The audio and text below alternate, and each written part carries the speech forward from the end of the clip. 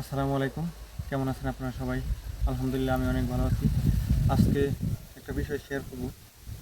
সেটা হলো এই যে দেখেন, আমরা আমাদের ক্লান্ত শরীর একটু অবসর নেওয়ার জন্য আমরা বাধ্য হয়ে এই পথ বাইছে নিছি। কেননা আমরা যারা কৃষক আছি তারা অধিকতর পরিশ্রম করি এই ফসল ফলাইতে। যদিও এই ফসলগুলো মাড়াই করতে অনেক কষ্টকর। আর এই যে এই পদ্ধতি অবলম্বন করলে ধান জমির থেকে কাইটাই নেই, এই যে ফালিয়ে রেখে গেছে। এই জায়গা দিয়ে যানবাহন মানে ছোট বড় গাড়ি ঘোড়া যে চলাচল করবে, আর ধান একাই করে থাকবে।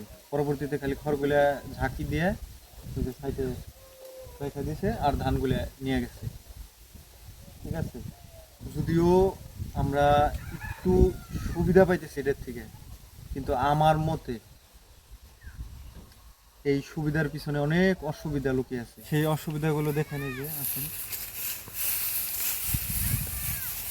এই যে আমার ধারণা মতে 20% ধান এই যে এভাবে ভেঙে যেতেছে।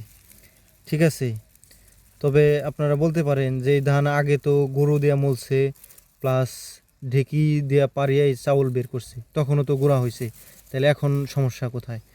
তা আমি বলবো সমস্যা হলো এটা, এই যে ধানগুলো যে শীষের মধ্যে আছে, এই ধানে এখন পর্যাপ্ত পরিমাণ রস আছে, মানে ধানটা এখন নরম।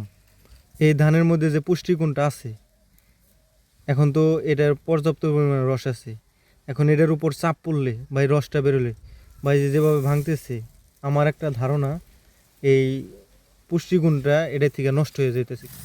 নিচে শক্ত মানে ফ্লোর পাকা, আর উপর থেকে ভারী যানবাহন যাইতেছে। তাহলে আপনারা এই বিষয়টা ডিসাইড করেন।